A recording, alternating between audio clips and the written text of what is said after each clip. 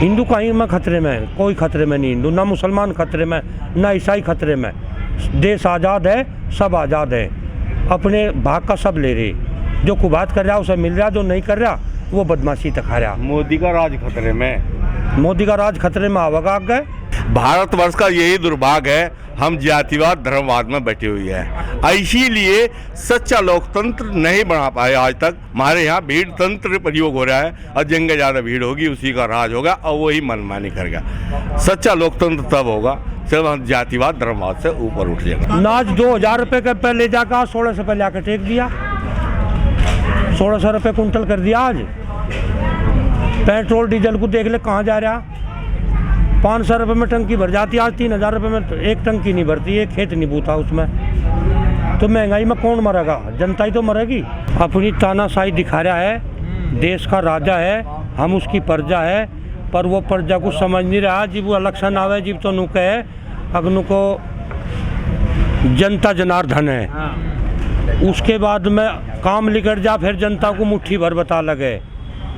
दूसरी बात, उदंत 7 साल प्रधानमंत्री के होलिये कोई गन्ने पे 1 रुपया नहीं बताया, बिल बिजली के ऊपर ले गया।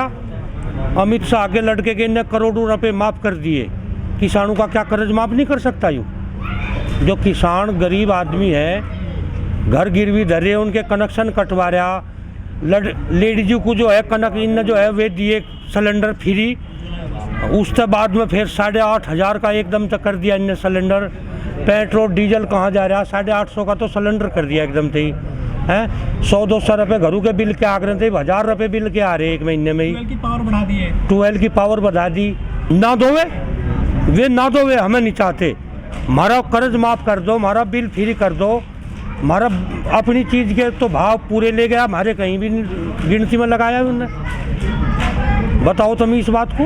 हाँ, अमित शाह तो जो है परमात्मा पर लिखवा कर ले आ कागज़ का, एक सांस की आदमी मानस की, वो 50 सालों की बात को लेकर चल रहा।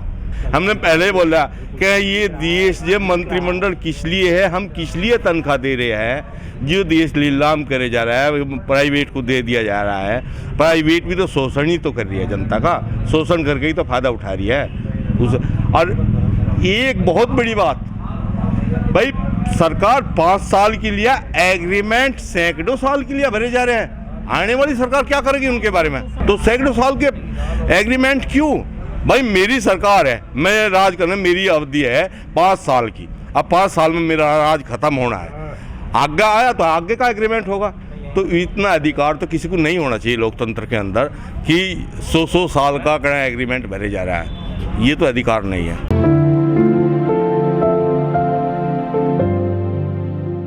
मुसलमान कहीं विदेश के आए हुए, मुसलमानों ने तो इस देश में बलिदान भी दिया।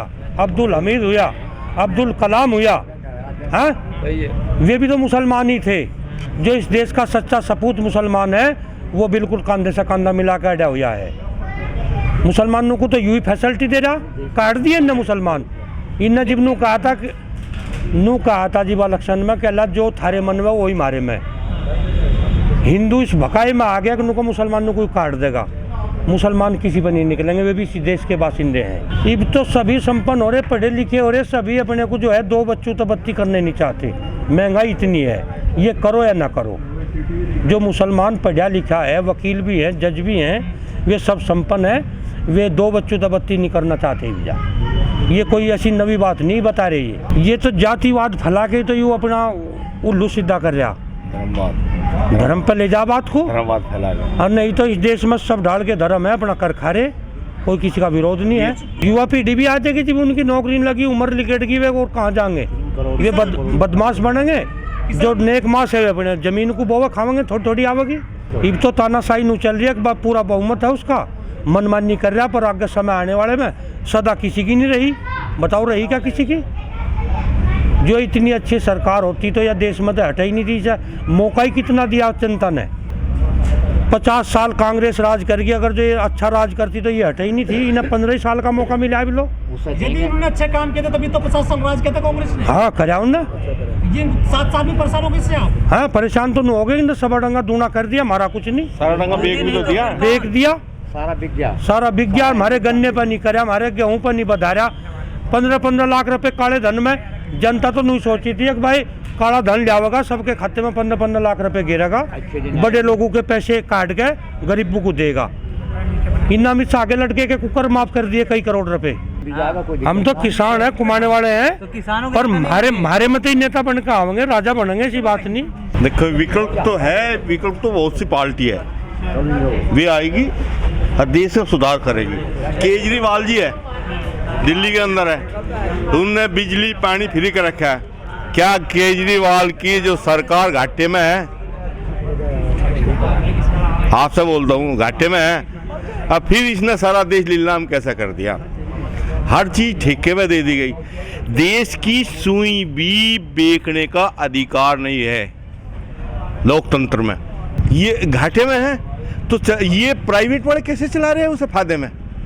वे भी तो जनता का शोषण कर रहे हैं और वे दूना शोषण कर रहे हैं। क्या आप उनसे कुछ थोड़ा सा बढ़ा के चला नहीं सकते थे? भाई मंत्रिमंडल में हर मंत्री पैसे लेता है, तनख्वाह ले हुए, सारी सुख सुविधा लेता है। किस लिए देती है आवाम? अपना एक वकील खड़ा करती है जनता, अपनी आवाज़ की लिया कहना एक संसद में भेजती है, कहना हमारा आदान प्रदान क्या है, हमारी रक्षा कैसे होगी, हमारे लेने देने की, जो हम उत्पादन कर रहे हैं, जो हमें आवश्यकता है बाहर से लेने की, ये मंत्रिमंडल तैयार होते हैं। अभी अपने सब क्रम भूल के हर चीज़ को ठेके पे देना शुरू करें। फिर हमें इनकी आवश्यकता क्या है मंत्रिमंडल की, हमें इनकी जरूरत क्या है? फिर तो एक ही आदमी देश चला देगा, बाकी तो सब ठेके में जाना ही है। जो सरकारी कर्मचारी काम नहीं करते, क्या देश का सारी इतने आगे बढ़ जाता? देश ने विकास नहीं करा क्या? भाई हम किसान, हमारे बाप बाहर चरस्ता पानी खींचते थे, हमारे पिताजी और में लंबा रहा तो उनके हरट लग गए, हमारा लंबा रहा तो 12 के बटन दबाने रह गए। तो ये विकास ही तो होगा, ये कांग्रेस का ही तो विकास होगा, ये देश का विकास ही तो होगा। मैं बोलता हूँ मैं आने वाले 10 साल में प्रधानमंत्री बनूंगा। क्या बन सकता हूँ? जिस टाइम दूसरा वर्ल्ड वार हुआ और हिटलर आगे बढ़ता चलेगा तो उनका जो जर्नल था इंग्लैंड का, तो वो शिकस्त खा गया, वो घुटने टेक गया। तो जो पहला गवर्नर था वो लेगा, उसे लेने के बाद में उसने कहा, उसने सबसे पहले वी लिखा, हर जगह सरकारी स्थल पे बिल्डिंग पे वी लिखा।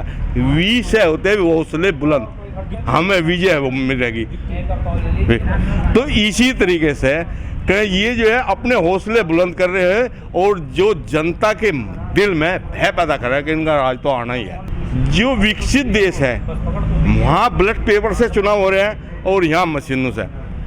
जो विकसित देश मशीन नहीं चला सकते क्या? वे कंप्यूटर वाले, अमेरिका जैसे देश कंप्यूटर नहीं चलाते क्या? हाँ? ये मशीन भी हानिकारक है लोकतंत्र के लिए। देखो बंगाल में महिलाओं का ही राज है।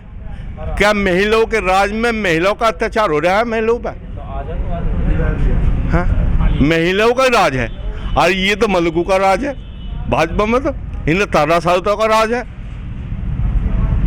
भाई जहाँ जहाँ इनका राज है वहाँ बलात्कार अत्याचार नहीं हो रहेगा। आज किसान 4 महीने से बॉर्डर पे बैठे हैं, ये किस लिए? ये अत्याचार नहीं है क्या? ये सरकार का अत्याचार नहीं क्या? ये तो महा अत्याचार है। पिछले 7 साल तक जंतर मंतर नहीं खोलेगा। जो लोकतंत्र का न्याय है, जहाँ सैकड़ों प्रदर्शनकारी प्रदर्शन करते थे, अपनी एप्लीकेशन देते थे राज्यपाल को, हैं अपनी आवाज़ बुलंद करते थे, मन तक जाने नहीं देते। किसान तो दिल्ली जा ही नहीं सकता, इस पर इतने बड़े अंकुश लगे हुए हैं। मोदी लहर में कुछ ऐसा हुआ है कि देखो हम तो मोदी को वोट देवा नहीं है, हमें तो इनका पहले से पता है। हमारे बाप दादा कहते हैं जनसन नहीं आना चाहिए, जनसन तुम्हें देश को तबाह कर दिया, बेक दगा ये। अब कुछ जो है ये हिंदू मुस्लिम में बहक के इन्होंने वोट दे दी, आज उसका नतीजा भुगतना पड़ रहा है। पूरी भारतवर्ष को देखना पड़ रहा है। जातिवाद धर्मवाद में बैठ के हमें आज यही खेल खेले जा रहा है हमारे से। इसीलिए हमें जो है 4 महीने यहाँ बैठे हो लिए। तो सर जाति धर्मवाद भूल के हर जाति का लोग किसान है, हर धर्म का लोग किसान है। यहाँ आ रहा है नहीं आ रहा? आप ही बताओ। यहाँ पूर्ण सहयोग दे रहा है नहीं दे रहा है? किसान जातिवाद धर्मवाद से ऊपर उठ चुका है।